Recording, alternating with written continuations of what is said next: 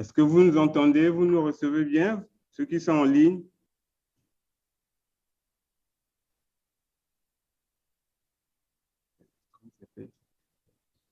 Monsieur, Madame Abidi, si vous nous entendez, faites un petit signe. On va devoir commencer. OK, Romaric. Bonjour à tous. Bonjour Romaric. Je voulais simplement, avant de commencer, signaler un certain nombre d'éléments que l'on doit devoir observer tout au long de notre échange de cet après-midi. Déjà, nous avions ouvert le partage pour permettre à notre intervenante qui est au Sénégal, voilà, de pouvoir, au moment où elle va intervenir, de partager son écran. Et quant aux autres, donc, il n'est pas utile, voilà, de partager votre écran.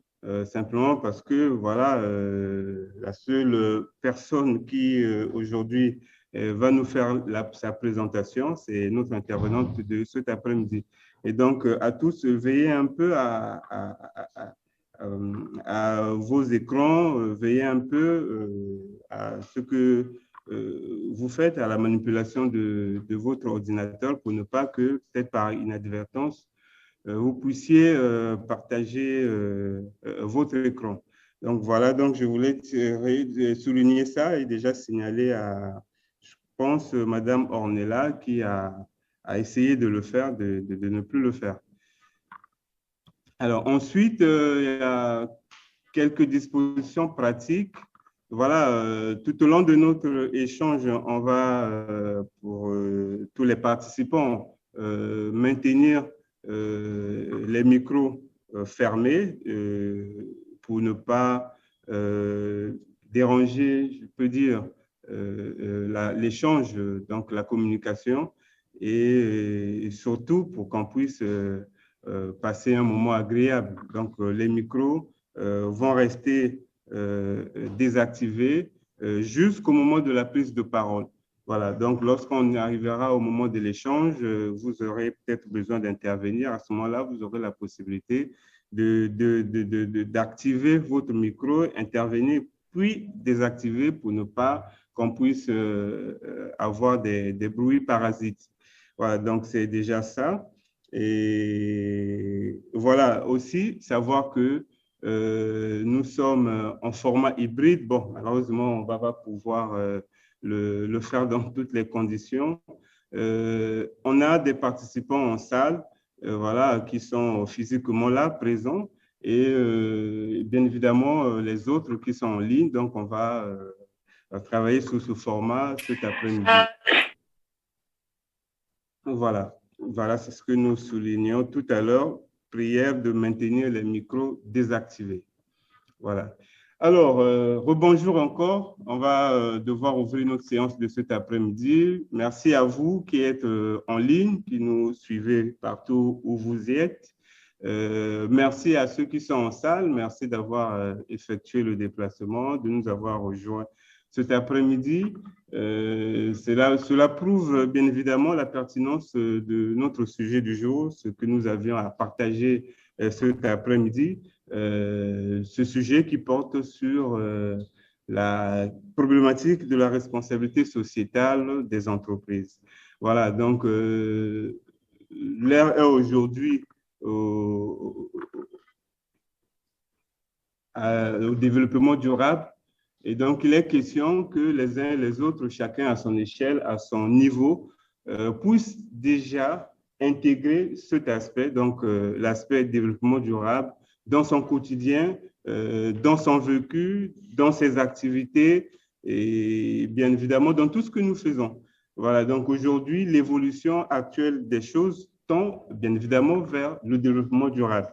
C'est nettement pour cette raison que nous avions depuis un moment commencé à faire ces sensibilisations, notamment sur déjà la responsabilité sociétale de l'entreprise qui intègre bien évidemment cette problématique. Et aujourd'hui, nous allons nous appuyer bien évidemment pour dissiper un certain nombre de préoccupation. Nous allons nous appuyer sur la question de la performance financière de l'entreprise, dans la mesure où d'aucuns voient la responsabilité sociétale comme une charge, disons, une source ou un moyen de sortie, alors que la responsabilité sociétale peut aussi être abordée ou encore peut être abordée comme une opportunité.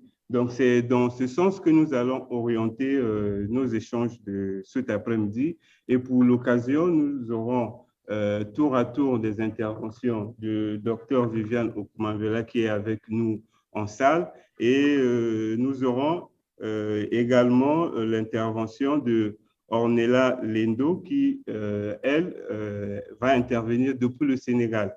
Et donc, la présentation principale va être faite par elle.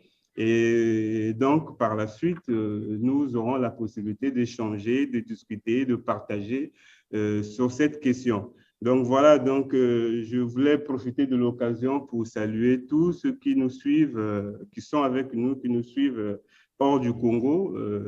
Merci à vous. Je vois M. Ozias Fouti. Et bien évidemment les autres. Donc, merci beaucoup. Nous pensons que nous saurons passer un moment agréable avec vous et bien évidemment ceux qui sont physiquement en salle. Voilà, donc, sans plus tôt m'étaler, donc je vais simplement laisser la place à Dr Viviane Okumambela pour une présentation brève de ce que c'est que la responsabilité sociétale de l'entreprise.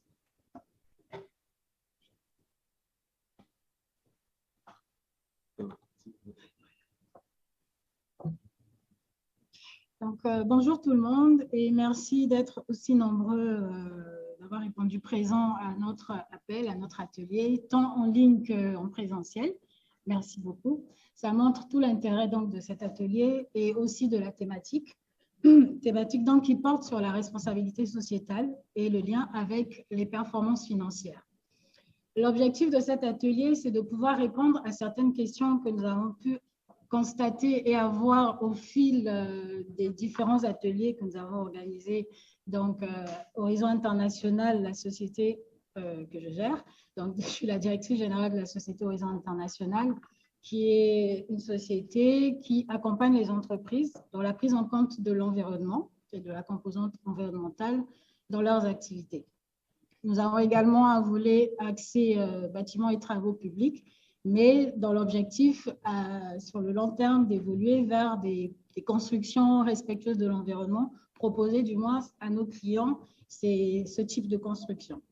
Et donc, la responsabilité sociétale est un concept qui s'intègre actuellement dans toutes les problématiques environnementales, avec tout ce qu'il y a comme crise sanitaire, crise sociopolitique, les enjeux sociaux, avec tout ce qu'on constate comme crise actuelle et les grandes problématiques environnementales, la responsabilité sociétale apparaît comme une composante qu'on ne peut pas mettre de côté lorsqu'on a une entreprise, lorsqu'on dirige une entreprise. Seulement, l'entreprise, elle a pour vocation de faire du profit. Elle a pour vocation de rentabiliser. Et trop souvent, la RSE, donc responsabilité sociétale des entreprises, est considérée comme une démarche ou une politique coûteuse.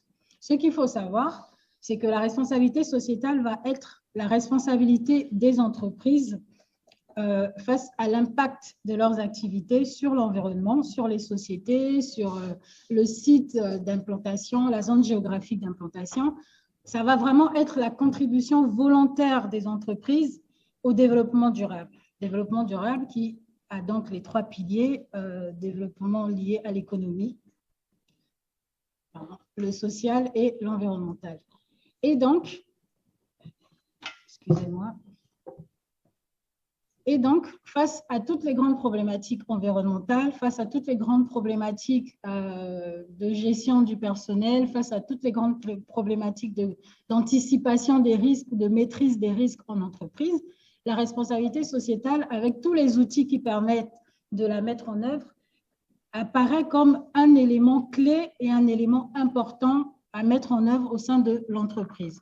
L'objectif donc de cet atelier va être de pouvoir répondre à ces questions-là, de savoir, par exemple, nous avons souvent croisé des questions du type OK, on veut mettre en place une démarche ou une politique de responsabilité sociétale, mais avec quel budget? Est-ce qu'on prend sur notre chiffre d'affaires? Est-ce qu'il y a des fonds qui permettent d'accompagner les entreprises dans la mise en œuvre de ces responsabilités, cette politique de responsabilité sociétale? Est-ce qu'il y a des organismes qui permettent d'accompagner sur place ou à l'international? Quels sont les éléments ou les critères, s'il vous plaît? Quels sont les éléments ou les critères financiers qui permettent de voir justement la plus-value de la mise en œuvre d'une démarche de responsabilité sociétale dans son entreprise? Et c'est donc ce que va développer notre intervenante invitée, Ornella Lendo, qui, elle, est spécialiste également des questions liées à l'environnement, à la responsabilité sociétale et au développement durable. À la suite de son intervention, nous aurons des échanges. Et donc, n'hésitez pas à préparer vos questions au fur et à mesure. Merci. Donc, Ornella, ça va être à toi. Je te prie de bien vouloir partager ton écran, que tout le monde suive. Ok, merci beaucoup, Viviane. Je mets mon écran. Voilà. J'espère que tout le monde m'entend. Ok. Donc, je fais un partage d'écran.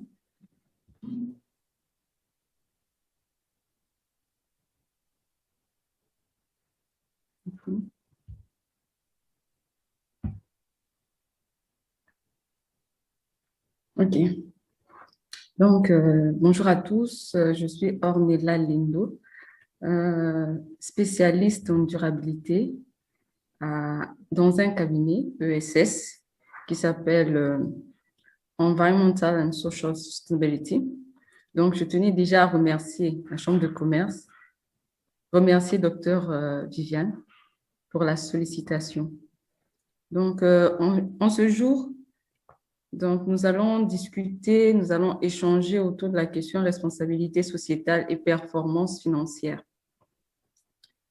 Et donc, voilà, depuis le début de la crise COVID-19, là, je vous partage, voilà, une citation en entrée du jeu. Donc, depuis le début de la crise COVID-19, les entreprises ayant les meilleures notations environnementales, sociales et de gouvernance ont montré une plus forte résilience, une plus forte résistance aux chocs économiques et financiers actuels. Donc là, ça vient de Novetic, dans un article. Novetic est un site d'information environnementale et sociale.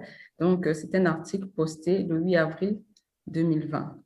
Donc là, ça rentre très bien, en fait, dans notre sujet de ce jour.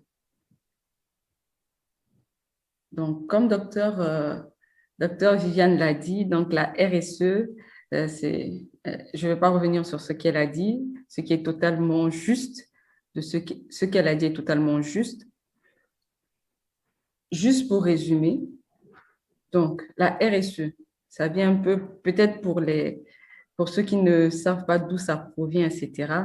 Donc, ça a commencé à se structurer dans les années 1972 avec le rapport de Portland. Donc, l'avenir que nous voulons tous, ça c'est à la suite un peu de tous les dérèglements climatiques, etc. Donc, les États, donc les Nations Unies, sont réunis, voilà, pour décliner une feuille de route d'un avenir green, d'un avenir que nous voulons, un avenir durable. Et c'est voilà là vraiment que les choses ont commencé à se formaliser, à se peaufiner. Et aujourd'hui, nous parlons vraiment de responsabilité sociétale et plus loin même de durabilité. Ce que vous entendez beaucoup, vous entendez parler beaucoup de sustainability, sustainable goals, ODD, quoi, objectifs de développement durable, ça vient de tout ça. Et donc, la responsabilité de l'entreprise, sociale et environnementale de l'entreprise, se base sur une stratégie. Donc, c'est comme une stratégie, comme la stratégie qualité, la stratégie RH, c'est une stratégie au sein de son entreprise, donc qui prend ensemble vraiment, qui prend qui prend toute la corporate, toute la gouvernance d'entreprise en mettant en place des bases de durabilité dans le domaine social, dans le domaine sociétal, donc vis-à-vis de la société, dans le domaine environnemental. Et donc, cette stratégie RSE de responsabilité se base sur une analyse préalable, nous le verrons plus tard, pour pouvoir sortir vraiment ces défis de durabilité par rapport à notre secteur d'activité, par rapport à notre entreprise. Donc, suite à cela, il y a un reporting. C'est comme toute action. On effectue certaines activités, on régule certains aspects de notre entreprise et à la fin, il y a un reporting pour pouvoir faire un suivi. Est-ce qu'on avance, on n'avance pas, qu'est-ce qu'il faut amender, etc.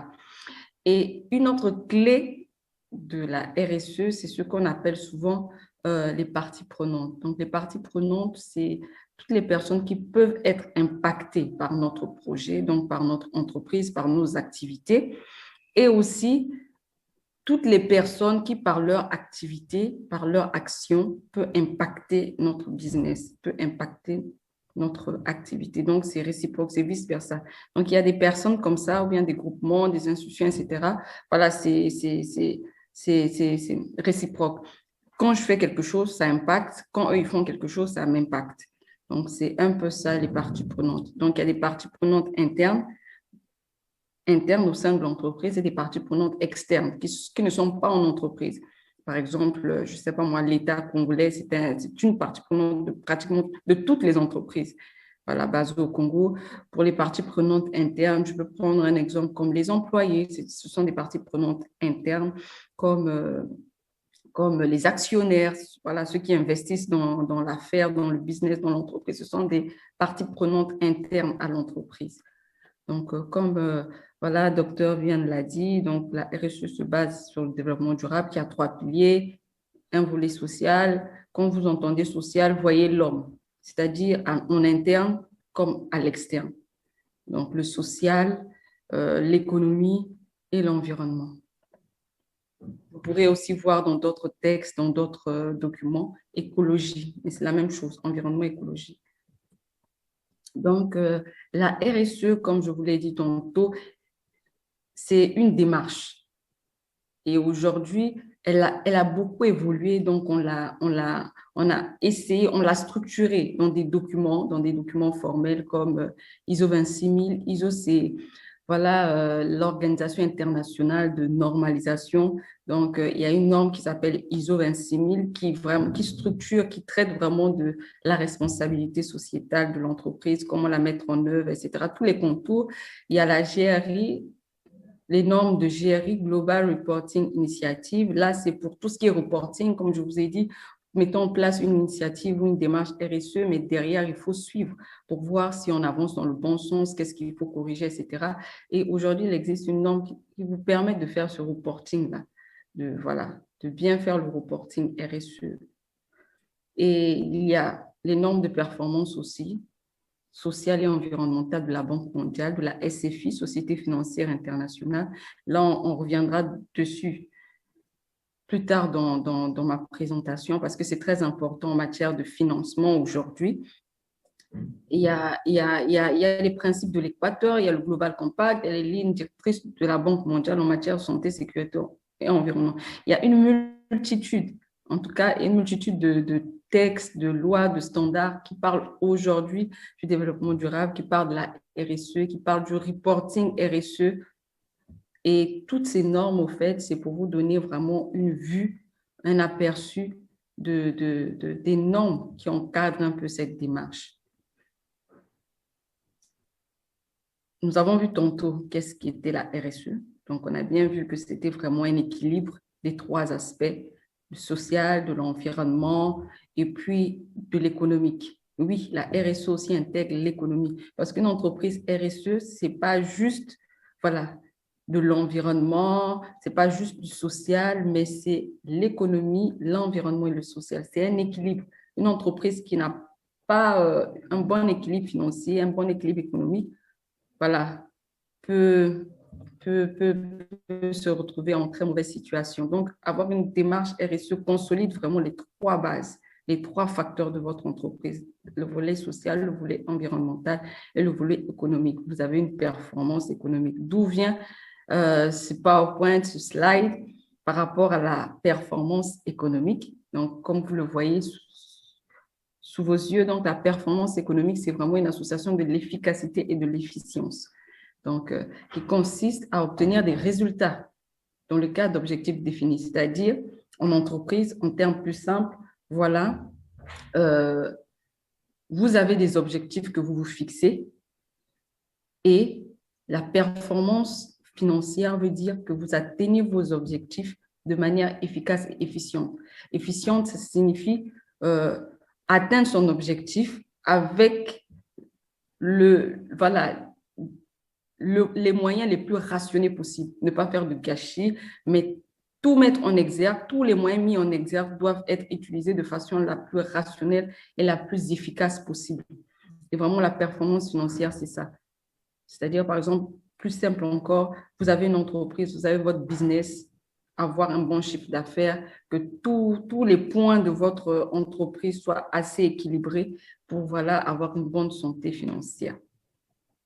Et donc, la performance financière est un indicateur de mesure de réussite. Voilà. Quand vous réussissez, voilà, votre performance financière, elle est toujours au vert, quoi. Tout va bien. Donc, aujourd'hui, les financiers, voilà, comme d'habitude, hein, de tout temps, les financiers regardent cet indicateur pour jauger de la santé de votre entreprise, bonne santé ou mauvaise santé de votre entreprise. Donc, aujourd'hui, comment on peut se dire que RSE peut rimer à performance financière? Parce qu'aujourd'hui, on se dit souvent que la RSE, vraiment, ça permet juste de dépenser plus, il n'y a pas de retour sur investissement et tout. Mais comment vous montrer que les deux vont de pair, que implémenter, mettre en œuvre une politique, une démarche RSE peut améliorer votre chiffre d'affaires? Parce qu'on sait tous, hein, une entreprise, son but principal, c'est de faire voilà, du profit, c'est de générer des profits. Et aujourd'hui, on va dans une dynamique de générer des profits de manière de plus en plus durable, toutefois. Et donc, comment arrimer RSE et performance financière au sein d'une entreprise? Donc, là, nous allons essayer vraiment d'aller terre à terre. Voilà, parce que pour être le plus simple et le plus clair possible. Donc, nous allons montrer avec des exemples précis comment, en mettant en place une démarche RSE, cela peut impacter notre performance financière, cela peut impacter notre santé financière positive, notre réussite financière. Donc, ici, vous voyez un peu ce qu'on appelle les critères ESG. Donc, ESG, c'est un acronyme qui signifie Environmental, Social, Governance, environnement, social, gouvernance. Et là, c'est vraiment un critère aussi de gestion au sein des entreprises. Et ce sont des critères, ces trois critères hein, de gestion au sein des entreprises qui permettent vraiment d'implémenter, de mettre en œuvre dans les entreprises des démarches durables, des démarches responsables, des démarches de RSE. Donc, quand ces critères atteignent leur état, leur performance optimale, quand on les met en œuvre dans les entreprises, quand on prend en compte l'aspect social, l'aspect environnemental, l'aspect de gouvernance, quand on prend en compte ces critères, il y a plusieurs avantages, il y a plusieurs fruits. Par exemple, on vous dit que mettre en œuvre une politique RSE, déployer des critères ESG. Je répète, ESG, c'est environnement, social, gouvernance. Ce sont des critères par rapport à ces trois domaines. Et des actions sont mises en exergue, sont mises en place par rapport à ces trois domaines au sein de l'entreprise. Donc, quand on met en œuvre vraiment ces actions, ces critères au sein de notre business, il y a une véritable création de valeur. Voilà, il y a une véritable création de valeur dans la mesure où, par exemple, dans le domaine RH, entre parenthèses, il faut savoir que la RSE, elle est transversale. Elle touche tous les domaines de l'entreprise, que ce soit au niveau qualité, que ce soit au niveau RH, que ce soit au niveau production, que ce soit dans tous les domaines. C'est vraiment une norme, une démarche transversale. Et donc, pour revenir au premier avantage, voilà, de la mise en place d'une démarche RSE, c'est-à-dire en mettant en place une démarche RSE, il y a une véritable création de valeur. Création de valeur, comment, par exemple, au niveau RH, en mettant en place des normes ou bien des démarches sociales, il y a une véritable motivation des équipes. Par exemple, je ne sais pas, par rapport au salaire, se dire que voilà, il y a le SMIC, etc., mais on va donner certaines primes, certains bonus, ou bien encore, voilà, je prends un autre exemple pour les employés, dire que voilà, il y a des activités hors boulot, c'est-à-dire des matchs de foot, la fête des enfants, la fête de Noël, ou bien encore la formation professionnelle, capaciter ces équipes, leur offrir des formations pour pouvoir voilà, avoir le meilleur la meilleure substance de ces équipes, ou bien encore voilà, mettre en place une stratégie RSE permet également de gérer ces ressources comme l'énergie, comme l'eau. Vous imaginez, quand vous gérez bien votre énergie, si vous avez l'habitude d'utiliser, par exemple, je prends un exemple fou, parce qu'il y en a des entreprises, 1 million de litres de gasoil pour votre entreprise. Et ça, je dis tous les 3 mois, vous utilisez 1 million de litres de gasoil parce que vos activités, vous êtes une industrie, etc. Vous en avez besoin. Mais mettre en place une démarche RSE vous permettra de voir, est-ce que voilà, l'énergie que nous utilisons, OK, c'est 1 million de litres de gasoil par tous les 3 mois. Est-ce que nous pourrions faire, voilà, avoir des démarches efficientes de réduction de la consommation? Est-ce qu'au lieu de, par exemple, des lampes normales, on pourrait mettre des LED? Est-ce qu'on peut passer au moins à une partie de notre consommation énergétique à de l'énergie renouvelable avec des panneaux solaires? Donc là, derrière tout ça, il y a véritablement une réduction des coûts. Ou bien la gestion de l'eau. Voilà, on utilise un volume, par exemple, je prends des chiffres fous, 100 000 mètres cubes d'eau par semaine ou bien par mois. Et avec une démarche RSE, parce que la démarche RSE t'impose un certain reporting, un certain suivi des KPI. KPI signifie les indicateurs de performance. Donc, par exemple, la gestion de l'eau est un indicateur de performance pour une entreprise dans laquelle l'eau est une ressource principale au bon fonctionnement du business. Donc, en se basant sur les KPI, tu as un suivi.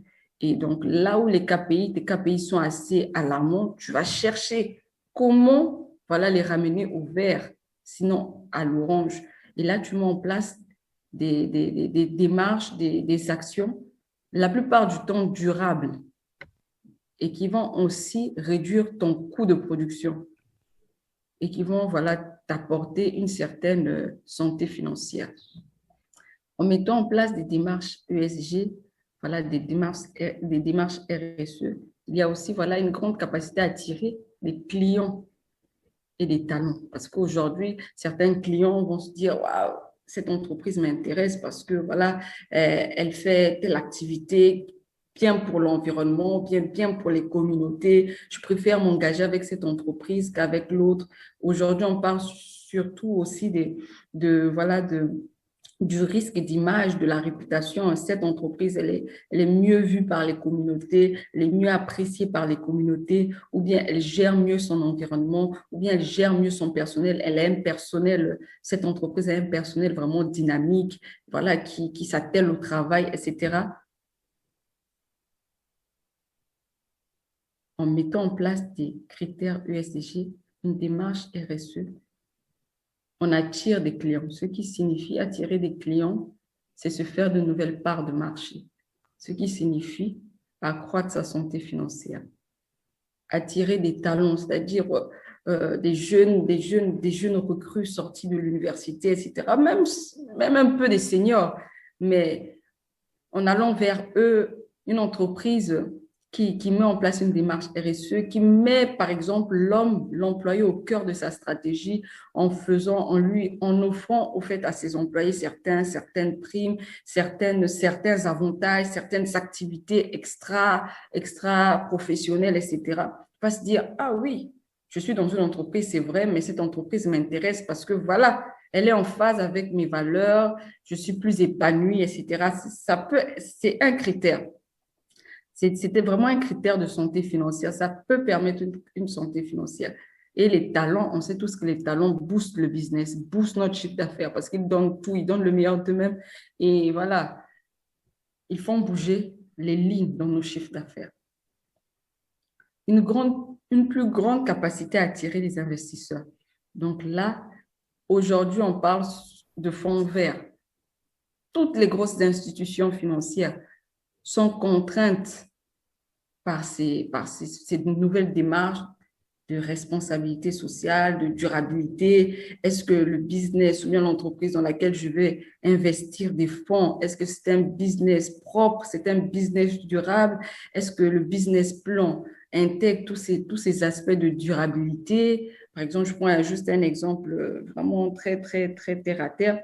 Un investisseur peut dire, voilà, je veux venir investir dans ton business, mais il y a deux choses. Par exemple, si c'est un business agricole et que tu as besoin de terres, il va se rassurer que voilà, les terres ont été voilà, acquis de manière totalement propre, quoi, durable. Il n'y a pas eu de déguerpissement. Ou bien s'il y avait des communautés sur les terrains, ces communautés ont été vraiment voilà, qu'on appelle dédommagées de manière voilà, la plus juste possible. Est-ce que c'est une activité déjà, bon, par exemple, une activité qui consomme beaucoup d'eau? Est-ce que dans le business, voilà, il y a une certaine gestion pointue de l'eau parce que le business va utiliser beaucoup d'eau pour ne pas gâter ou bien épuiser les nappes phréatiques, etc. Il y a plusieurs facteurs que les investisseurs aujourd'hui voient. Ils ne voient pas juste la rentabilité financière. OK, vous avez un projet de vente, par exemple, je prends des exemples fous comme ça. Vous avez un projet de vente de sucre. Voilà, vous avez un projet de vente de sucre. Voilà, vous voulez vous mettre à la canne à sucre, vous voulez produire du sucre. OK, la première année, on va faire ceci. La première année, on aura tel chiffre d'affaires. Deuxième année, les prévisions. Ils ne vont pas juste être dans les prévisions financières et voir les équilibres financiers, mais ils vont voir aussi tout ce qui est risque environnemental et social de votre business.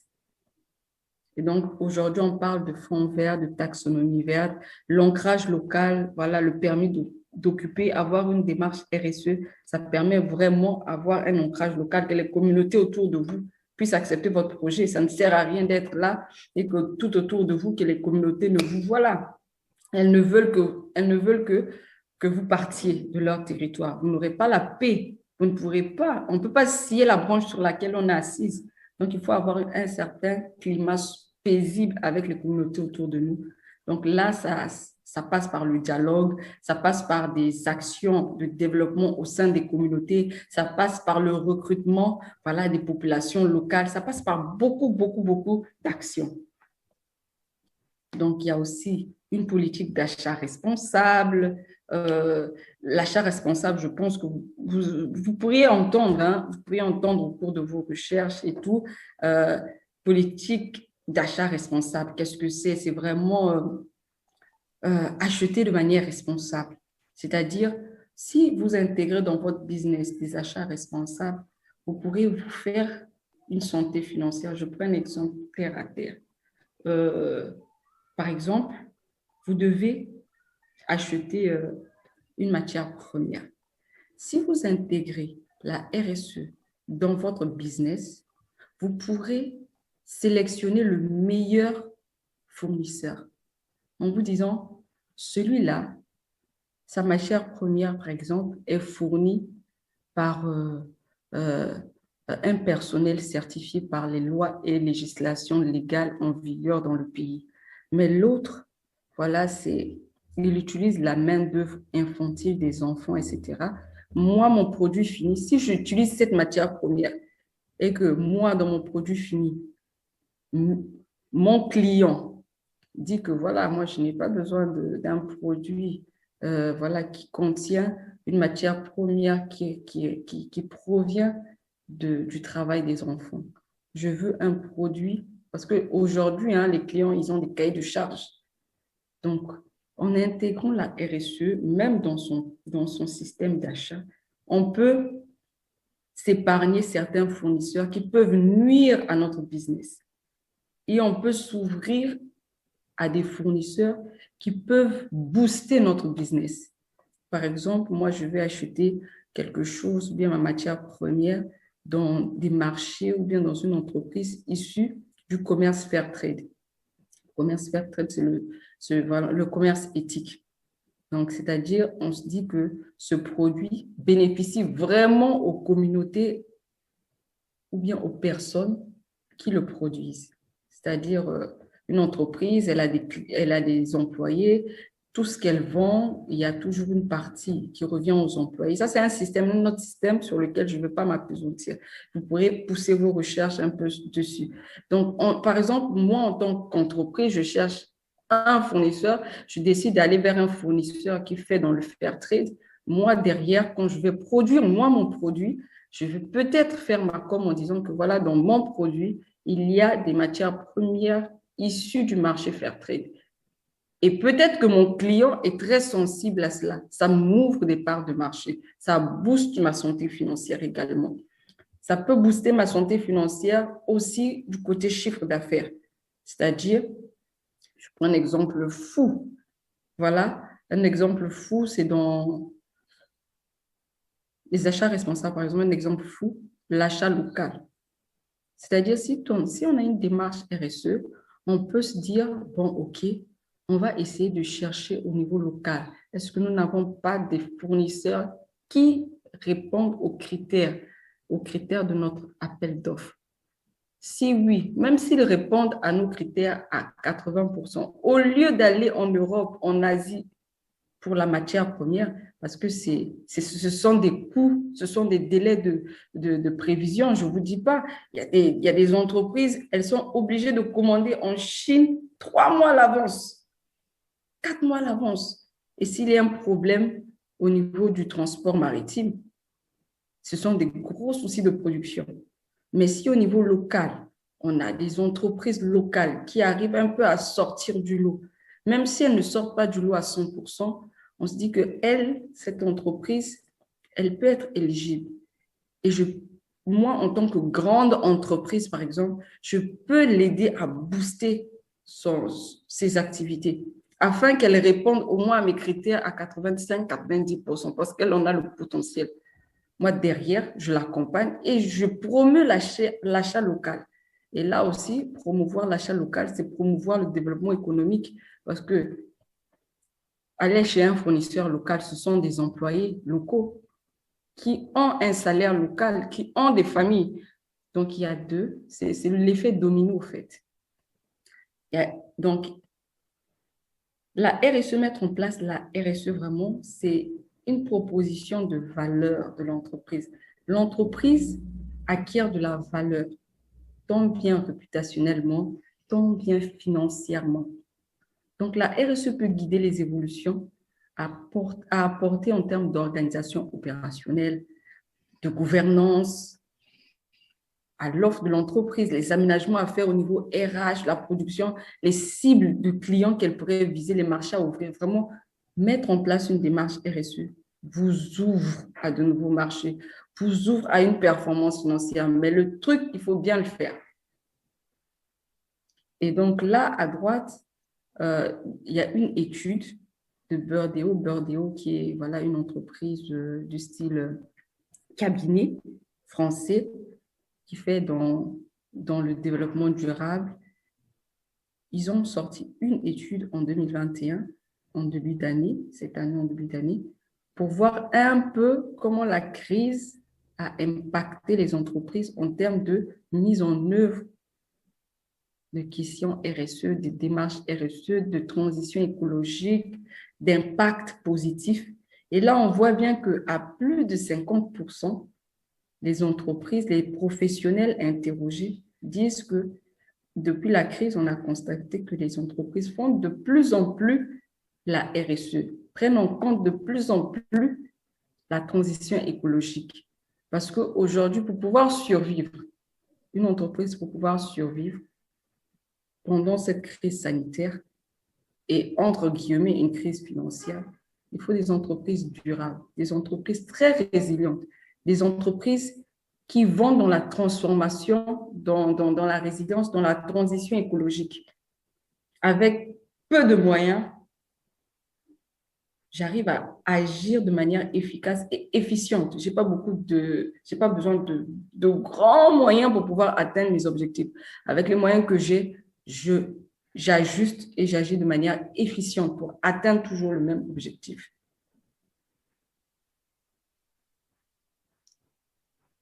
Et donc là, je vous partage rapidement comment mettre en œuvre une démarche RSE. Parce qu'il y a plusieurs entreprises, elles font plein de choses, hein. Elles font plein de choses, elles font des activités pour la communauté, elles font des activités pour les employés en interne.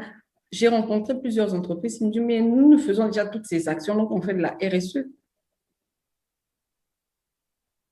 Petite précision, la RSE, ce n'est pas du mécénat, ce n'est pas de la philanthropie.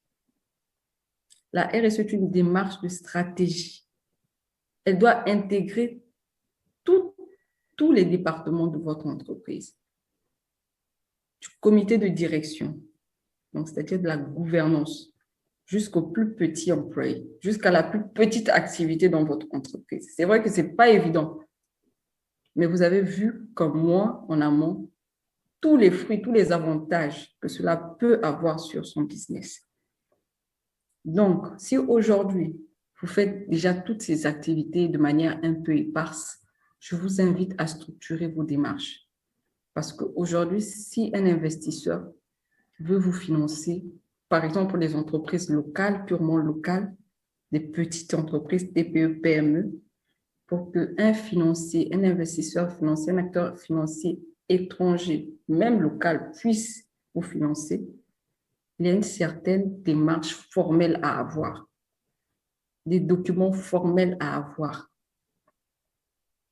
Et si vous le voyez bien, à Pointe-Noire ou bien au Congo de manière générale, de nombreuses grandes entreprises qui sont installées, ce sont des filiales de multinationales. Au niveau du siège de ces entreprises, elles prennent en compte ces questions de RSE de manière très stricte. Et donc, c'est l'occasion de déployer véritablement ce genre de démarche au niveau local.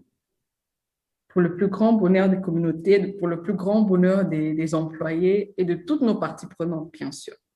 Donc, pour pouvoir mettre en place une démarche formelle de responsabilité sociale, aujourd'hui, on va même au-delà, on parle de durabilité sociale et environnementale. Il y a une chose, c'est partager la vision. Vous avez une vision, celle de mettre en place un business durable. On partage la vision. Toute cette démarche doit être portée par la direction générale. Si elle n'est pas portée par la direction générale, elle est vouée à l'échec, à l'avortement. C'est la direction générale qui porte ce type de projet. Parce que, comme je vous l'ai dit, la RSE est une démarche transversale. C'est toutes les directions qui sont concernées. Donc, elle doit vraiment avoir un ancrage exécutif management, un ancrage direction. Donc là, on partage la vision, on partage les objectifs. Donc à toutes les directions, à tous les employés. La vision, elle est diffuse. Voilà, on met en place un comité de pilotage de la démarche. C'est ce comité. Donc, il y aura voilà, des représentants de chaque partie, de chaque domaine de l'entreprise. Et ces personnes, ce comité vont évaluer la situation RSE, la situation durable, la maturité, puis choisir les priorités, agir, derrière faire le suivi, monitorer, publier ces engagements. Il faut publier les engagements. Donc, l'optimisation des critères ESG représente un levier de création de valeur, conduisant à des bénéfices de long terme supérieurs au surcoût induit. C'est-à-dire, aujourd'hui, si vous investissez de la RSE, aujourd'hui, ça peut vous coûter cher, mais sur le long terme, vous aurez des bénéfices inégalés. Donc, en conclusion, au bout du compte, la RSE, voire la durabilité sociale et environnementale, s'avère être une opportunité, bien plus qu'une contrainte.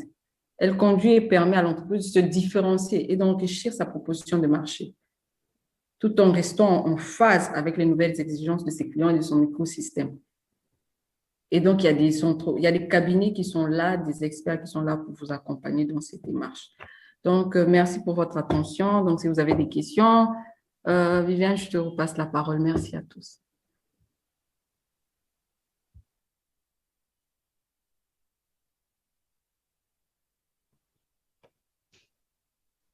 Donc, merci Ornella pour ton intervention et tout ton apport. Merci pour tous ces éléments. J'espère que les participants ont pu trouver des éléments importants, enfin des éléments de réponse à leurs attentes.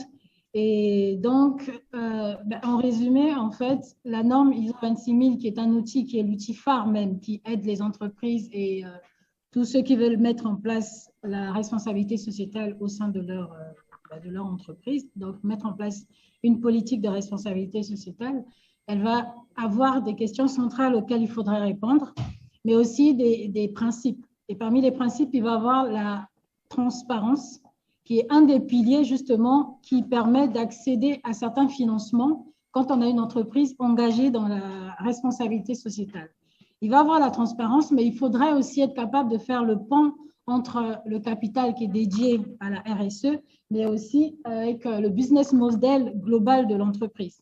C'est-à-dire que l'investisseur qui vient, et on va dire les financeurs, les organismes financeurs qui se rapprochent de vous, ils doivent être capables de se rendre compte de la cohérence entre ce que vous dites et ce que vous voulez faire en matière de RSE et le business model global de votre entreprise. Enfin, comme le disait Anna Chanon, qui est une représentante de Etifinance, il faudrait aussi que les dirigeants, comme l'a dit Ornella aussi tout à l'heure, que les dirigeants des entreprises aient le même discours, qu'elles soient capables de communiquer sur la RSE de leur entreprise avec les parties prenantes, tant internes que les parties prenantes externes. Parce que si un dirigeant, un directeur général ou même le directeur financier est capable de participer à l'élaboration des rapports basés sur les contributions sociales, environnementales de l'entreprise, et s'il est capable de communiquer avec les salariés de l'entreprise sur justement ce qui a pu être réalisé dans un intervalle de temps en matière de RSE au sein de l'entreprise dans laquelle ils déploient leur énergie, ça aide également l'investisseur à se rendre compte de la synergie qui existe au sein de cette entreprise et à se rendre compte de la réelle motivation au-delà du mécénat, au-delà de la philanthropie de cette entreprise-là. Donc, voilà, je ne vais pas revenir sur tout ce qui a été dit par Ornella. Il était vraiment question de répondre aux différentes attentes, aux différentes questions liées aux liens qui existent entre la responsabilité sociétale et la performance financière pour essayer une fois pour toutes, enfin on espère, c'est du moins le début, de faire comprendre que s'engager dans une démarche de responsabilité sociétale n'implique pas forcément un coût énorme. Parce qu'au contraire, on est capable de procéder à des réductions de coûts importants. Et comme le disait Madame Mignon au cours du Mali, qui est consultante RSE spécialisée au droit d'affaires, je pense, au Mali, elle le disait au cours d'une émission qu'il y a des transformations dans le secteur agroalimentaire qui sont énergivores. On utilise beaucoup de matières parfois pour rien. Et quand on fait de la RSE, quel que soit le secteur d'activité, ceux qui sont spécialisés dans ces domaines peuvent également accompagner tous ceux qui sont dans ce secteur. Et on y verrait une réduction de coûts, on y verrait un maintien de l'énergie de manière constante, de sorte que les coûts soient réduits. Et en entreprise, quand on élargit un peu plus, une réduction de coûts pourrait correspondre, par exemple, si je prends un bon climat social au sein d'une entreprise, va limiter justement les démissions, ça apportera forcément un plus. Si la hiérarchie communique très bien avec les salariés, s'il y a une synergie ici, une fois qu'on a enquêté, une fois qu'on a sensibilisé sur la RSE, que derrière, on reparte vers les salariés pour dire, sur le travail que vous avez fourni, voici les effets sur notre performance financière. C'est grâce à vous, c'est parce que vous avez pu travailler, vous avez été présent. Ben, ces salariés-là, ils seront encore plus présents. Le turnover sera efficace et le profit pour l'entreprise sera important. D'où la responsabilité sociétale des entreprises, on peut le dire, à une relation positive. Il existe une relation positive avec la performance financière. On vous passe donc la parole. N'hésitez pas à poser des questions. Je vois qu'il y a Osias qui a une question. Oui, bonjour à tous. Moi, j'avais une question en vous écoutant. J'ai trouvé quand même que le discours est très intellectualisé. Pourquoi très intellectualisé? Parce que d'un côté, vous nous dites que la RSE, en fait, c'est pour toute entreprise, tout type et toute taille. Par contre, effectivement, dans vos explications, on est aussi beaucoup dans des standards assez industriels, c'est-à-dire qui, pour moi, n'est pas forcément représentatif, entre guillemets, des structures que nous avons au quotidien. Donc, est-ce que vous avez des standards pour les structures que nous avons au quotidien, parce que nous avons des petites entreprises de 2-3 salariés, et non pas encore à des stades à plus de 10 ou plus de 50 nécessitant à fédérer tout ça, par exemple. Mais est-ce que vous avez des standards pour ces plus petites structures qui sont de toute façon plus en nombre, à la fois leur montrer quel est l'intérêt de pouvoir bien se structurer et les accompagner à rentabiliser, parce qu'aujourd'hui, ces petites structures-là ne tiennent pas forcément en compte leurs indicateurs. D'accord? Par exemple, celui qui va faire son commerce et tout ça ne prend pas forcément tout en compte, que tiens, j'ai fait tel temps de déplacement, le transport et tout ça, alors que dans ce que vous faites, ce sont des choses aussi que vous pouvez structurer, optimiser, quelle qu'en soit sa taille. Donc, est-ce que vous avez des standards pour ce type d'entreprise aussi pour les accompagner? Merci, Osias. Alors, on a une seconde question. On va la prendre.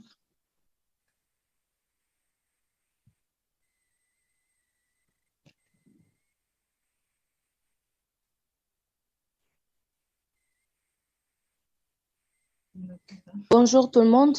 Bonjour.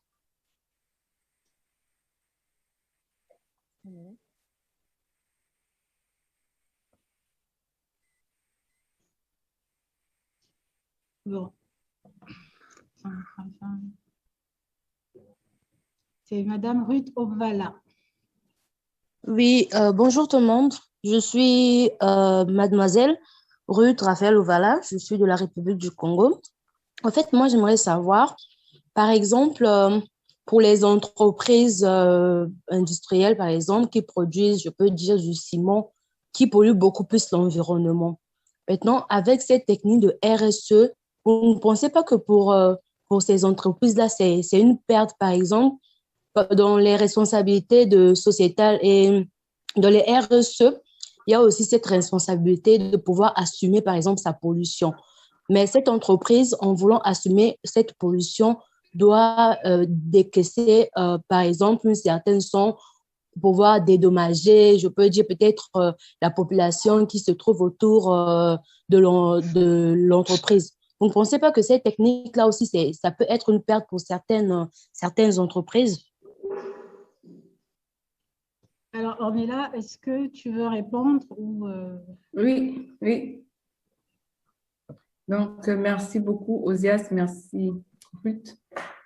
Donc, pour la première question, par rapport aux standards pour les petites structures, c'est vrai que nous sommes là à la Chambre de commerce, donc il y a toutes les tailles des entreprises. Et nous savons qu'en Afrique, on a beaucoup plus des TPE, des très petites entreprises et des PME, et même certaines entreprises qui ne sont pas encore formalisées. Comme je l'ai dit tantôt, les standards que nous avons, c'est vraiment ISO. ISO 26000 s'applique à toutes les entreprises. Même une entreprise d'une personne, une entreprise de 2 personnes, cela s'applique. À ta taille, à ton échelle, il est possible de faire quelque chose, même avec les normes ISO. Je prends un exemple, voilà, même si on a un employé, même si on a 2 employés, si on se dit que voilà, on veut mettre cet employé dans de bonnes conditions, c'est de la RSE. Si par exemple, on se dit, voilà, je prends un autre exemple par rapport aux matières premières, on se dit, on va favoriser l'emploi local, on va favoriser les fournisseurs locaux, on va favoriser par exemple le marché Fairtrade, c'est faire de la RSE. Mais derrière, comme Dr Viviane l'a dit, la RSE n'implique pas forcément de nombreux coûts. C'est suivant la taille de l'entreprise et des risques environnementaux, sociaux et de gouvernance de votre entreprise que les coûts viennent. Une petite entreprise n'a pas d'énormes risques environnementaux et sociaux. Mais au fur et à mesure que votre entreprise prend de la taille, prend de la valeur, l'entreprise acquiert d'énormes risques sociaux et environnementaux. Et là, voilà, pour pouvoir parer à ces risques, il y a aussi voilà, cette capacité financière qui vient, qui va s'accroître. Mais, comme je vous l'ai dit, l'intérêt de demander à ces petites structures de se formaliser, c'est de pouvoir capter des fonds, des financements. Aujourd'hui, vous êtes une petite entreprise, vous êtes une petite structure, vous n'avez pas forcément le capital nécessaire pour booster votre développement. Mais pour pouvoir aller demander à un bailleur ou à un partenaire financier pour investir dans votre entreprise, d'être capable de lui montrer la durabilité de votre entreprise. Vous n'allez pas attendre d'être 100 personnes, 50 personnes pour avoir un business durable. Et donc, c'est dès la base qu'il faut vraiment que dans son business, que l'on puisse réfléchir à cela. Et suivant la taille, le coût de cette démarche est corrélaire.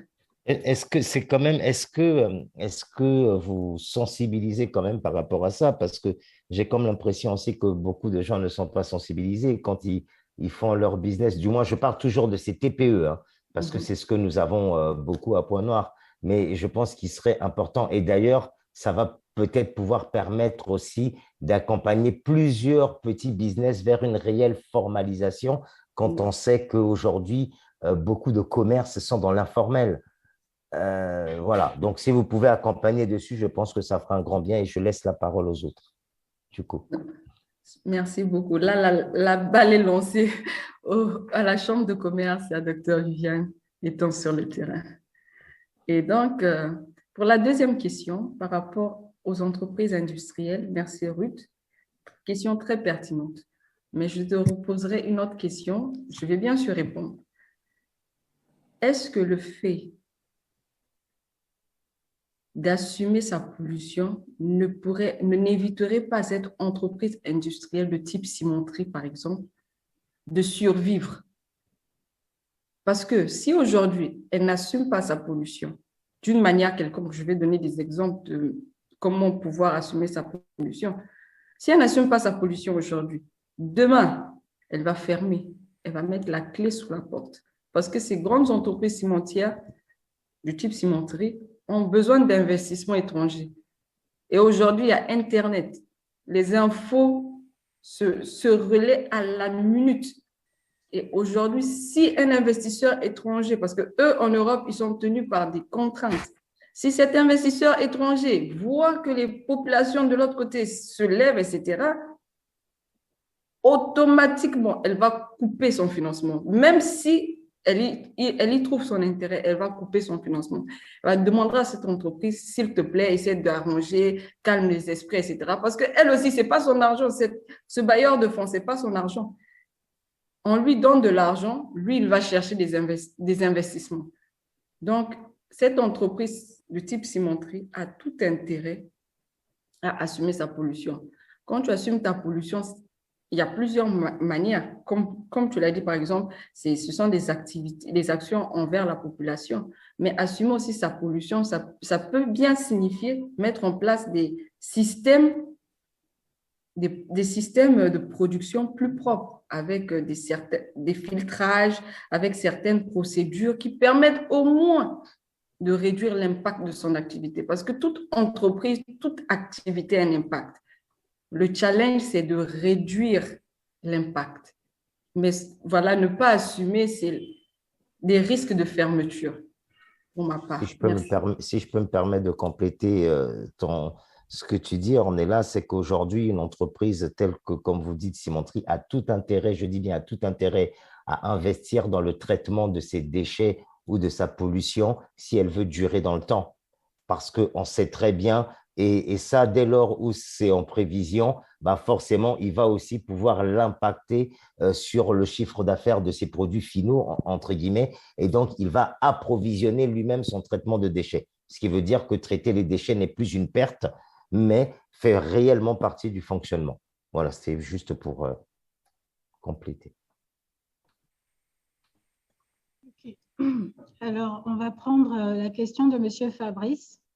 Est-ce que vous pouvez activer votre micro? Oui, ok. Bonjour à toutes et à tous. Alors, je dis merci au docteur et à Madame Lindo pour déjà l'exposé. J'ai suivi donc avec beaucoup d'attention. J'ai quelques observations, Justin, et ça va dans le même sens que M. Fouti. Je voudrais tout d'abord savoir si, dans le contexte de notre pays aujourd'hui, vous avez déjà accompagné, on va dire, les entreprises qui sont dans le secteur informel, parce que ce sont ces entreprises-là qui composent, on va dire, le tissu économique du pays. Donc, on a plus d'entreprises dans le secteur informel que des multinationales ou bien des entreprises qui sont formalisées. Et si vous l'avez déjà fait, quelles sont les leçons, quelles sont les conclusions que vous avez tirées de tout ça?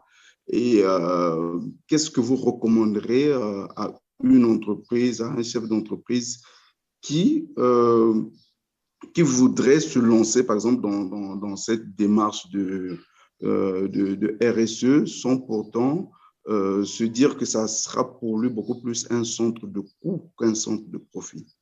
Voilà. Merci, M. Fabrice. On va prendre la deuxième question de M. Ulrich avant de répondre.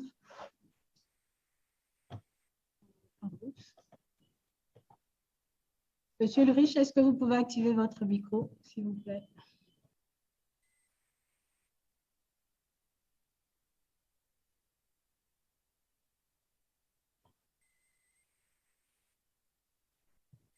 Monsieur Ulrich, vous pouvez poser votre question.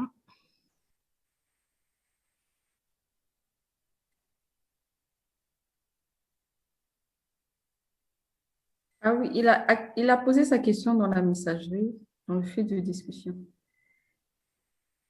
Il a peut-être des soucis de micro.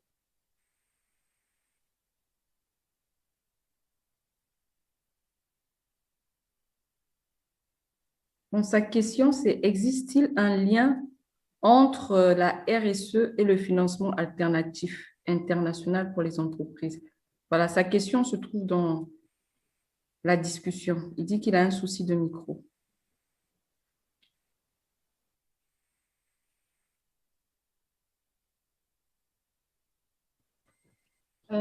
Alors, je vais répondre à la première question sur est-ce que nous avons déjà accompagné les entreprises qui sont dans l'informel? Je suppose que c'est une question pour nous qui sommes ici à la Chambre de commerce au Congo. Alors, comme je disais au départ, Horizon International, ça va être une entreprise qui a un pôle département environnement et développement durable qui a pour vocation, donc, dans ce département, d'accompagner les entreprises. Et nous nous sommes fixés dans notre plan d'action ou plan de développement, je vais plutôt dire, de commencer par de la sensibilisation. Et c'est ce que nous faisons avec, en partenariat, la Chambre de commerce, parce que il sera difficile de se rapprocher d'une entreprise ou d'un entrepreneur ou d'un start-upper qui commence, lui énumérer les 7 questions centrales de la norme ISO 26000, les 7 principes de la responsabilité sociétale et de lui dire d'emblée, bon, ben, on y va, je vous accompagne.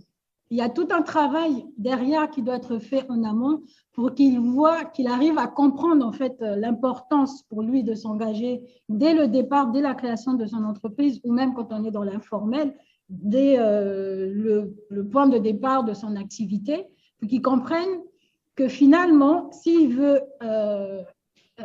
se mettre dans une logique de responsabilité sociétale, ben, la première des choses, c'est déjà de réussir à passer de l'informel au formel. Parce qu'au final, à un moment donné, il se retrouvera dans une situation où il aura des coûts qu'il ne pourra peut-être pas maîtriser étant une entreprise, étant une activité qui démarre. Donc, la sensibilisation, pour commencer.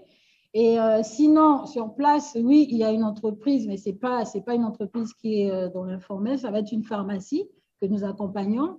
Et voilà, on continue à voir ce qu'il y a lieu il y a des indicateurs qui ont été mis en place. Ça nous permet de suivre, voir avec l'aide d'un tableau de bord, de savoir si voilà, l'entreprise, la démarche de responsabilité sociétale au sein de cette pharmacie se déploie comme il se doit. Mais sinon, pour les entrepreneurs, enfin tous ceux qui sont dans l'informel, nous préférons commencer par de la sensibilisation. Le challenge, c'est de réussir à les convaincre, à leur faire comprendre le bien fondé de la mise en œuvre d'une démarche de responsabilité sociétale. Parce que sinon, ils peuvent bien démarrer, on peut bien commencer l'accompagnement, mais si au bout d'un moment, ils se retrouvent face à certains coûts, certaines difficultés, ou même simplement de compréhension, la probabilité qu'ils se rétractent est très forte. Or, ce n'est pas ça l'objectif, ce n'est pas ça le but. Le but, c'est de vraiment aller sur le long terme avec ces entreprises-là, voilà, ces entreprises qui sont dans l'informel, et pouvoir leur faire comprendre qu'il faut sortir de l'informel pour régulariser en fait la situation. Donc, voilà, je pense que... docteur, si vous permettez, en fait, je vais revenir un peu sur la question parce que aujourd'hui, nous constatons que même au sein des multinationales, pour adopter en fait toutes les démarches liées à la RSE, c'est beaucoup plus lorsque c'est impulsé par, si vous voulez, la direction générale ou bien quand il s'agit des contraintes qui viennent en fait des exigences liées par exemple à ce que l'entreprise soit cotée, la multinationale soit cotée à la bourse. Donc, hormis ça, on se rend compte que sur le terrain, même les grandes sociétés ont du mal en fait à adopter une démarche RSE parce qu'elles se disent que c'est des coûts supplémentaires, en fait, c'est pas un levier sur lequel ces entreprises-là peuvent agir pour maintenir la performance dont on a parlé. Donc, je ne sais pas trop à ce niveau-là si vous rencontrez les mêmes difficultés au niveau des multinationales, bien sûr. Enfin, ici, à Pointe-Noire, non. Oui, on ne rencontre pas simplement parce que ces multinationales, elles ont des démarches RSE déjà déployées et parfois même développées. Seulement, le gros souci, c'est, comme Madame Lendo en a parlé, il y a le reporting. Il faut être capable de valoriser sa démarche RSE pour que déjà au niveau national, on puisse être conscient que telle ou telle entreprise a une politique de responsabilité sociétale qui croissante, on va dire, mais aussi au niveau international, qu'on puisse, parce qu'il y a déjà ça, avant même de chercher à être coté au niveau des bourses et tout, avec un reporting extra-financier, donc qui arrive à valoriser toutes les bonnes pratiques en matière de tout ce qui est social, en matière environnementale, dans la prise en compte donc, des relations et enfin, le bien-être des salariés de toute la sphère d'influence, en fait, toutes les parties prenantes, internes ou externes. Le reporting, lui, il va permettre de valoriser d'une entreprise à une autre en fonction de la taille et en fonction du secteur d'activité. Ce sera un rapport qui va être publié soit tous les 6 mois, ça peut être publié une fois dans l'année. Mais ça, ce document-là, il va permettre justement de savoir à quel niveau on se situe. À quel niveau on se situe. Donc, il y a beaucoup de mains levées là. oui, on va prendre une autre question. Il y a monsieur... Pardon? Oui. Monsieur Michel. Bonsoir tout le monde. J'ai une petite question. J'aimerais savoir quelles sont les propositions que vous pouvez faire à une entreprise qui évolue dans le numérique et donc une PME qui évolue dans le numérique, donc tout ce qui est vente en ligne, digitalisation et autres. Comment on peut faire comprendre à un tel manager l'enjeu de la RSE pour sa structure, tout en sachant que avec le numérique aujourd'hui, les actions qui ont été mises en place post-Covid, qui ont permis de rentabiliser ces secteurs. Je prends l'exemple d'une entreprise qui ne vend qu'en ligne, tout ce qui est produit, voilà, et donc il y a pas mal d'employés avec lesquels il travaille, il paye normalement ses impôts, il est constitué, bon, tout ce qui est conformité légale, il est. Il veut comprendre en fait comment quel est l'intérêt pour lui de pouvoir faire la RSE sur la base de la norme ISO 26000 comme on l'a cité, tout en sachant que déjà à l'initial il a tout ça, sa structure marche bien, il ne voit pas l'intérêt. Quelles sont les méthodes ou bien les stratégies que vous pouvez proposer à un tel manager pour qu'il puisse partir vers une dynamique de responsabilité? Merci. Ornella, est-ce que tu veux répondre ou... Oui, bon, merci à Michel, merci beaucoup pour cette question très pertinente parce que vraiment, ces entreprises numériques, elles peuvent se dire, bon, nous, on ne pollue pas, entre guillemets, donc on n'a pas de souci. Mais une pareille entreprise, oui, qui évolue dans le numérique, je dis bien oui, a tout intérêt à mettre en place vraiment de la RSE. Pourquoi je le dis? Dans ce secteur d'activité, on sait très bien que c'est numérique. Et comme je l'ai dit dans ma présentation, chaque entreprise, suivant son secteur d'activité, a des risques particuliers. Et dans le numérique, il y a des risques, oui. Par exemple, il y a le risque énergétique. Ça utilise beaucoup d'énergie. Il y a le risque de pollution aussi, hein?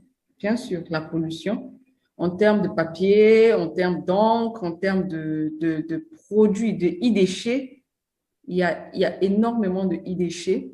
Et aujourd'hui, une entreprise numérique qui investit le secteur numérique, ici, par exemple, au Sénégal, on a Sonatel, ils sont à majorité Sonatel Orange, ils sont à majorité dans une entreprise dans le secteur numérique, de la télécommunication, du numérique.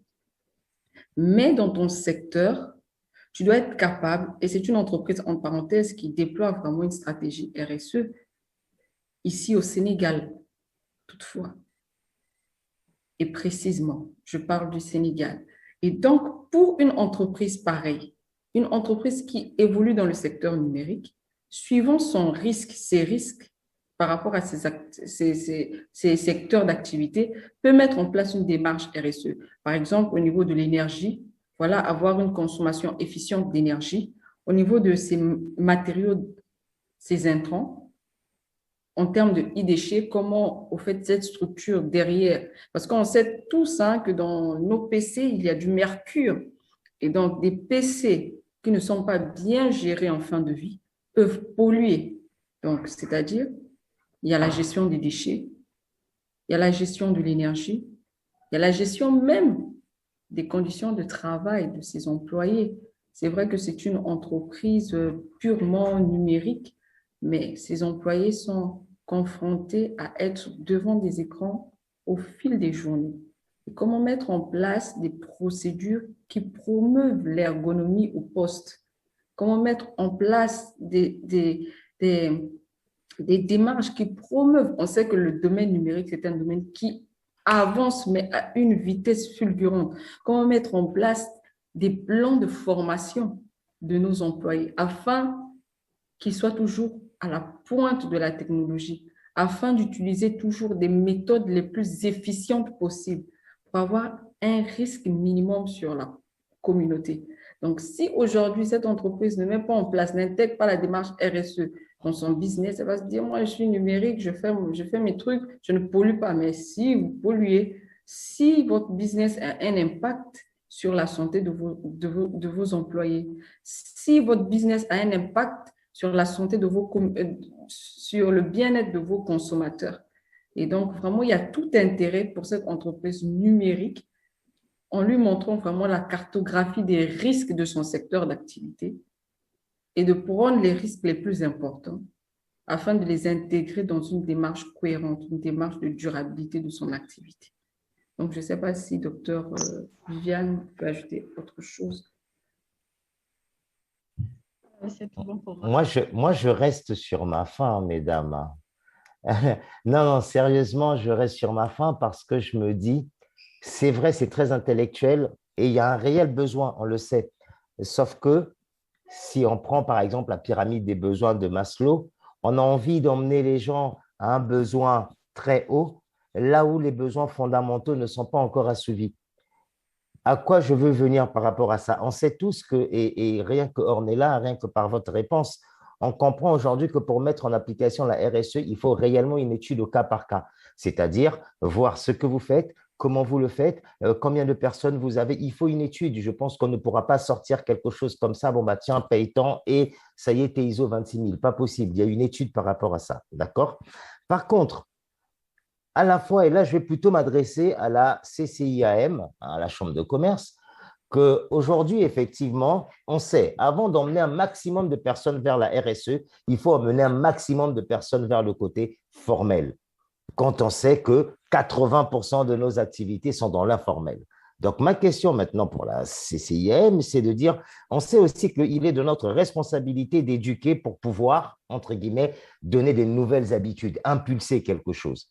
Est-ce qu'aujourd'hui, la CCIM, dans son information, arrive à mettre en place des choses qui vont pousser de passer de l'informel au formel? Est-ce que vous arrivez à éduquer? Parce que c'est le meilleur moyen.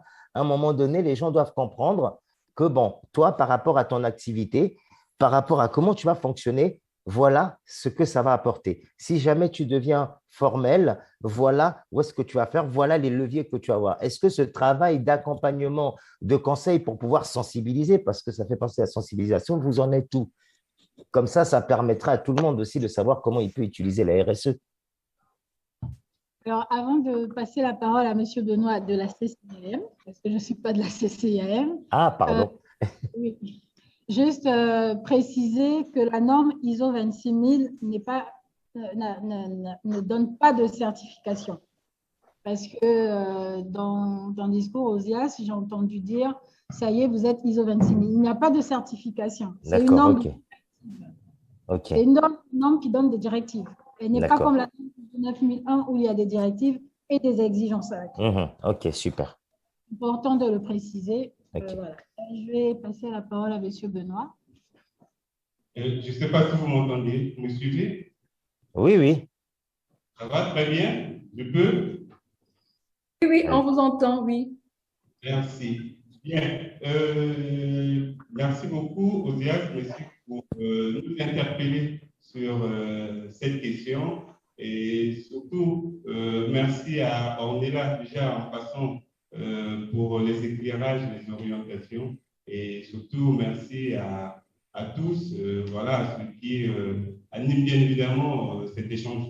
Alors, la préoccupation de Osias, si j'ai bien retenu, c'est bien évidemment savoir si, avant même d'aborder les problématiques en lien avec la responsabilité sociétale, est-ce que les questions relatives à la formalisation tout de même de ces entreprises que l'on appelle à tous nos voeux d'être responsables, est-ce que c'est une préoccupation prise en charge par la Chambre de commerce? Donc, je ne sais pas si je traduis mieux cette préoccupation, sinon, merci de me recadrer, s'il vous plaît. Oui, ça va, c'est d'autres termes, mais ça va, j'écoute, c'est bien.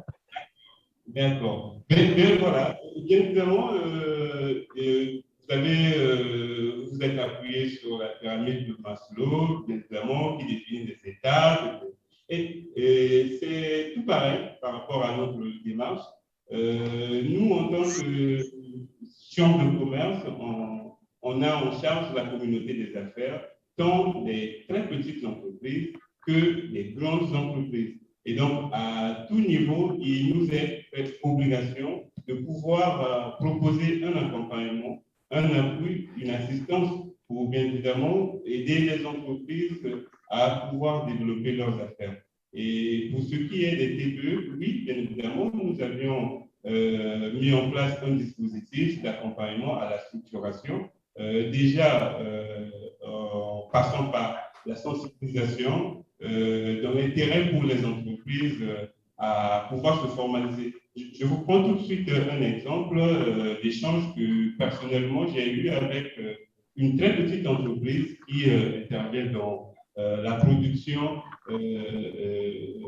des confitures. Voilà.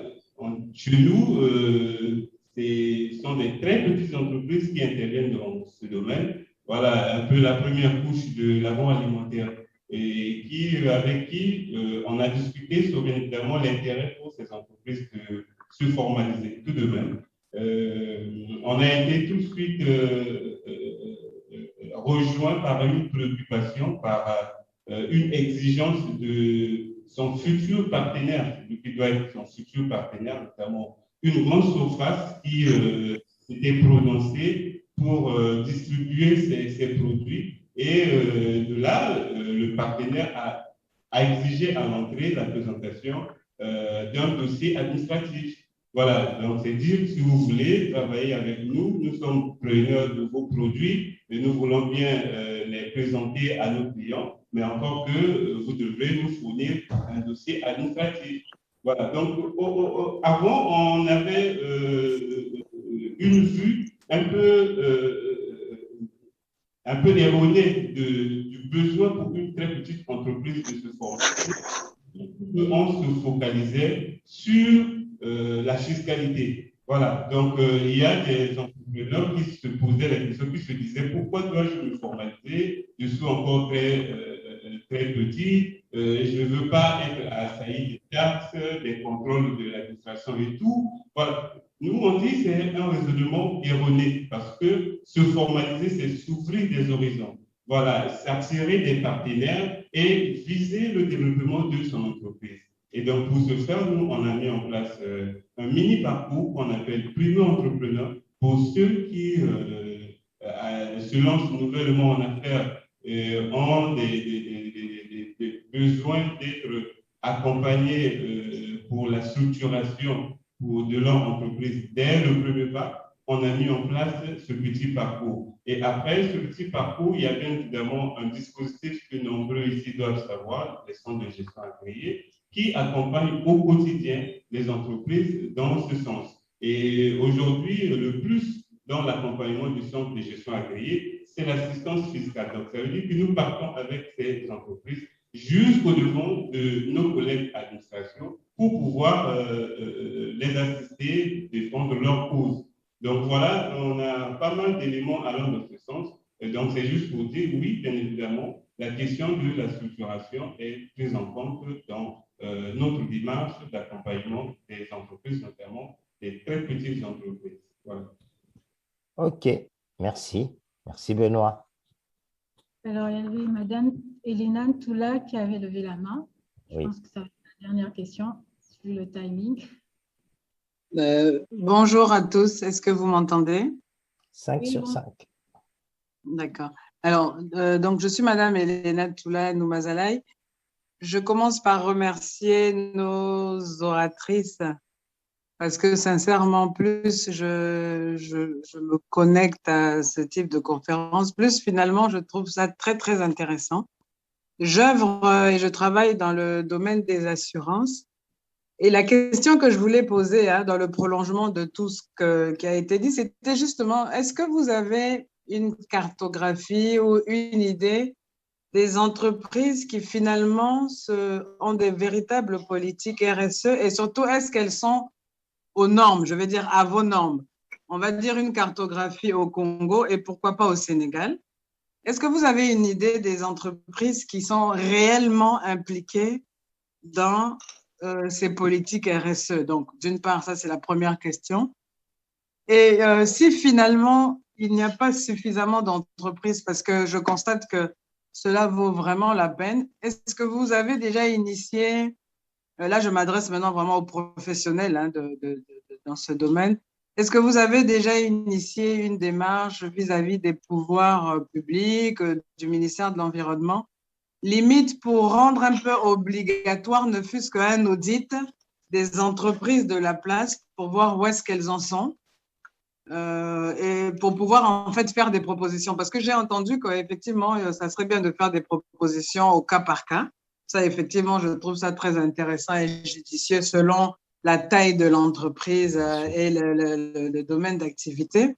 Mais est-ce que vous avez déjà initié une action pour que, à la limite, au moins, il puisse y avoir un audit de différents cabinets de ces entreprises susceptibles ou qui devraient intégrer des politiques RSE au sein de leur structure, que ce soit à un niveau, enfin, selon la taille de l'entreprise, mais qu'est-ce que vous avez déjà pu initier ou est-ce que vous pensez le faire? Voilà quelles étaient mes deux questions. Ok, merci. Avant qu'Ornella ne réponde pour le Sénégal, je vais répondre pour le Congo. Donc, au niveau du Congo, actuellement, nous sommes en train de mettre en place une étude qui va être menée sur la base de questionnaires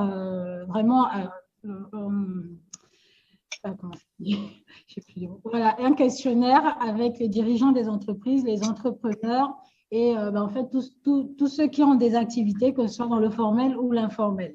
Cette étape va nous permettre justement d'établir cette cartographie pour savoir qui finalement est engagé et dans quelle mesure, parce que finalement on peut mettre en place une démarche de responsabilité sociétale, mais il faut réussir à identifier cette démarche, savoir quels sont les points forts, les points faibles pour savoir qu'est-ce qu'il y a à pérenniser ou à changer. Donc, dans cette étude, nous espérons pouvoir la publier courant 2020, enfin début 2022. Il s'agira justement de faire l'état des lieux de la RSE au Congo, dans un premier temps. Et ensuite, qu'une entreprise soit engagée ou pas, notre démarche consistera à refaire de la sensibilisation, mais in situ, c'est-à-dire au sein même de l'entreprise, pour expliquer à cette entreprise, vous avez une démarche RSE, mais voici ce que vous pouvez faire de plus. Voici ce qu'il faut éviter de faire parce que ça ne concorde pas avec tout ce qui a été établi dans la norme ISO 26000, puisque ça va être le standard par excellence qui est adapté et adaptable, en sachant que dans la norme, il va y avoir 7 questions centrales, mais une entreprise n'est pas obligée de répondre dès le départ aux 7 questions centrales. Les questions, ça va être des questions liées à la gouvernance générale de l'entreprise.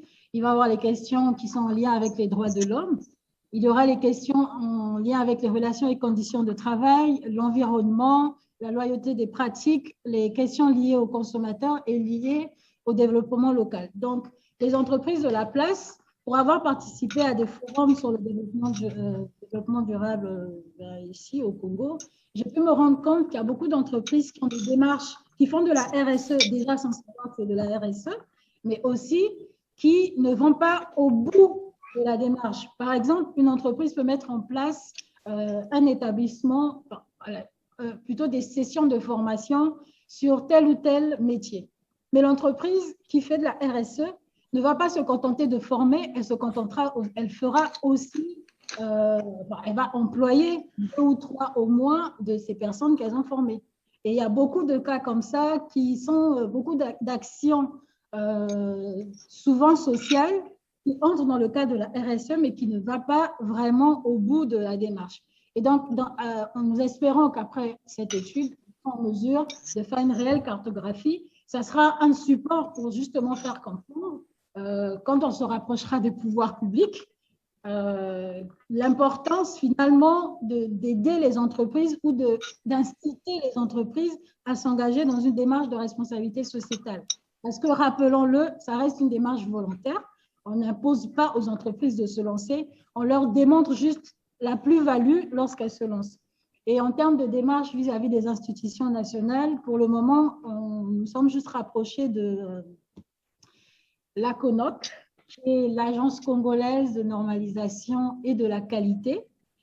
Et ce qui ressort de l'entretien que nous avons pu avoir avec, au sein de la CONOC, c'est que le volet RSE, finalement, il n'est pas très déployé.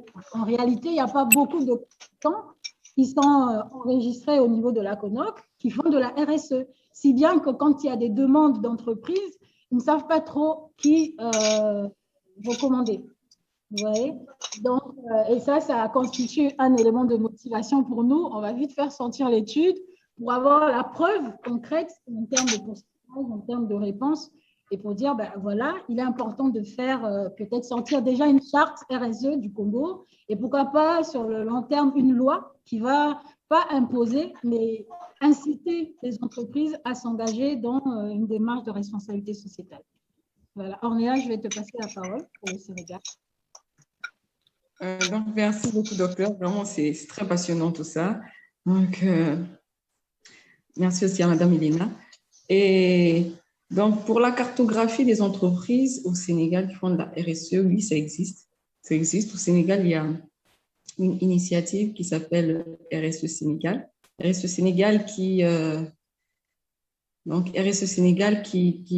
œuvre dans l'accompagnement des entreprises dans leur démarche RSE. Il y a une charte signée par des entreprises, grandes, petites, comme très petites entreprises, TPE, qui signent la démarche, qui signent la charte et qui font tout pour l'implémenter au sein de leur structure. Donc, ça existe, cette cartographie. Par rapport à initier des démarches auprès des autorités locales, Dr Viviane a parfaitement répondu. Et donc, moi, tout ce que je pourrais dire, c'est vraiment inciter et puis vivement recommander la Chambre de commerce, tous les acteurs, Dr Viviane, et tous les acteurs vraiment qui s'investissent dans ce domaine, de se relier, de s'allier en bloc, parce que c'est un nouveau sujet et tout, si chacun va dans son sens, ça va prendre beaucoup de temps. Mais si les acteurs principaux se forment en coalition pour aller plus loin, ce sera encore formidable. Et on dit que la RSE, le niveau 0 de la RSE, c'est le respect de la législation en vigueur, la législation locale. Et donc, vous allez me dire, au Congo, il y a l'audit environnemental. L'audit. Non, pas de souci. En plus, je suis en train de terminer une vidéo qui me fatigue. Donc, suivant le type de classe, des installations de classe A ou de classe B, il y a certaines,